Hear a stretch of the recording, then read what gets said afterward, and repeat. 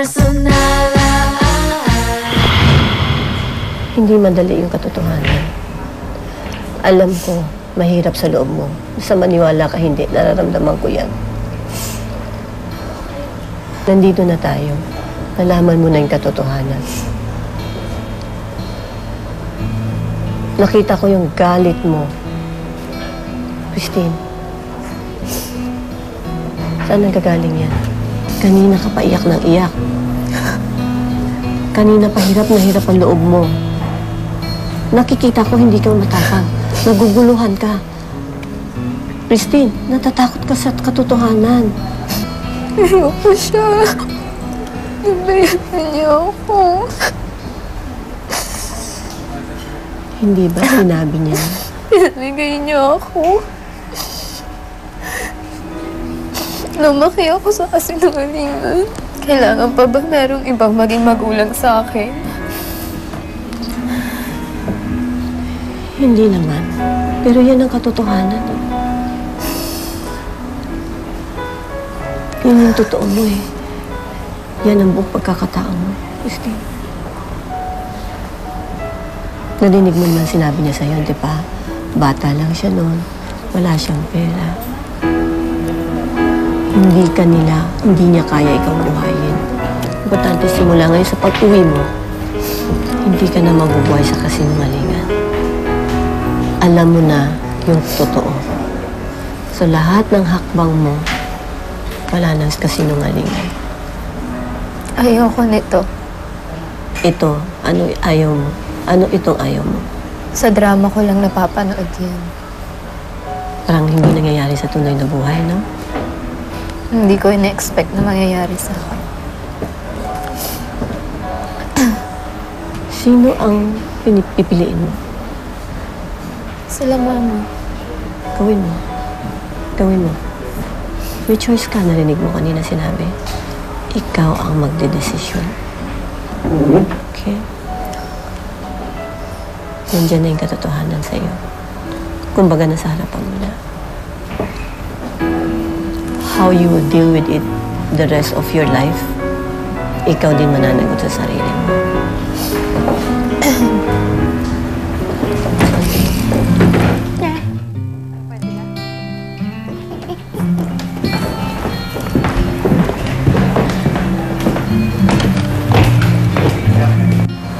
Pwede niyo po bang ikwento sa amin, Miss A, kung ano yung mga napag-usapan ninyo ni Christine? Actually, si Christine kanina nakita ko, mabait siyang bata. Naghahanap talaga siya ng atensyon. Sa edad ng 20, lahat-lahat yan ng katotohanan isang araw binigay sa kanya. Hirap tanggapin eh. Opo. Maski ako hindi ko kakayanin tanggapin sa isang upuan lang yan. Correct mo ako, Christine, kung may mali akong masabi ha. Paki-correct lang ako ha. Pero kung mali, sabihin mo ha. Ayon kay Christine, hindi naman niya sinasara ang sarili niya sa mga narinig niya ngayon. Tama ba ako? Opo. Hindi niya kayang tanggapin ngayon. Bigyan lang siya ng oras. At nagpapasalamat din siya na meron siyang nanay mayet. Tama? Mahal na mahal niya ang pamilya ninyo. Mahal niya mga kapatid niya. Ayaw daw niyang mawalay sa pamilyang kinagisnan niya. Kasi doon niya na-feel yung pagmamahal, maski nag-aaway kayo. Doon niya na-feel na anak siya nila Nanay Mayet. Tama ba ako, Christine? At ito maganda, sabi ni Christine, gusto na niyang baguhin at maging maayos na kayo. Tama ba ako? Tama po.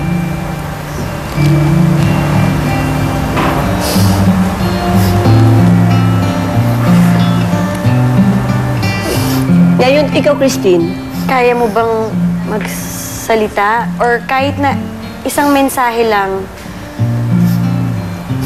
para kay... Unahin natin si Mayet. Mama Mayet.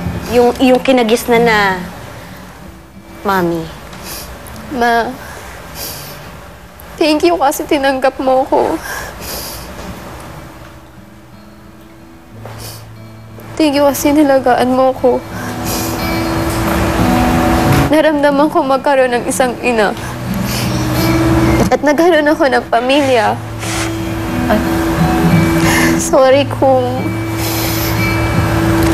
umiral yung katigasan ng ulo ko. Yun pala yun. Kaya pala sabi ko parang kahit alam ko anak niyo ko, iba yung iniisip ko na mas anak niya si Jezebel. Iba pala talaga yung nanay ko. Pero lahat na sama ng loob ko.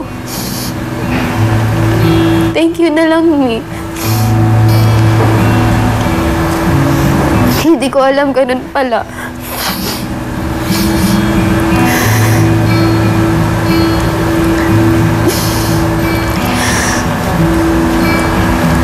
Curious ako, Julina. Yes. Galit ka ba kay Mama Mayet mo?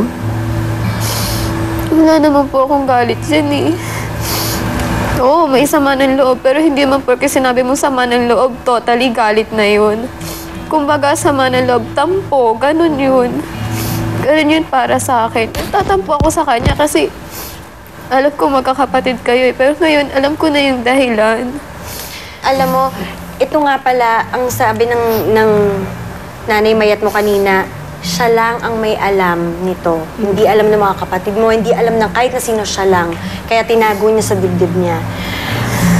Christina, may gusto kong sabihin kay Christine. Anak, mahal na mahal kita. Nagawa ko lang yun sa'yo dahil hindi kita kayang buhayin. Thank you kasi binigay mo ako kay Mama Mayet. Namang mapabuti ka sa kanya.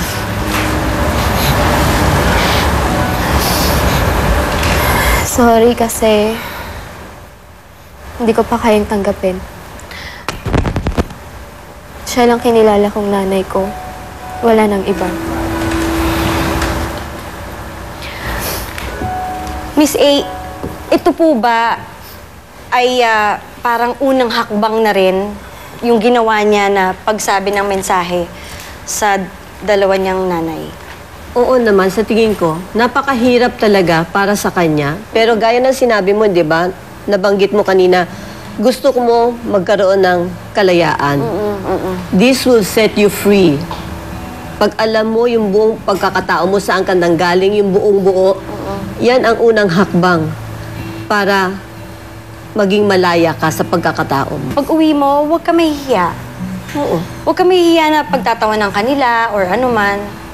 Yung iba, buo ang pamilya. Nakikita mo buo pero sa loob sira. Sa tingin ko, unang hakbang na ito ni Christine. Yes. Ito ang paglaya niya sa sarili niya. Siya, sa tingin ko, ang dapat magpanata sa pader ng panata. Ready na, Christine?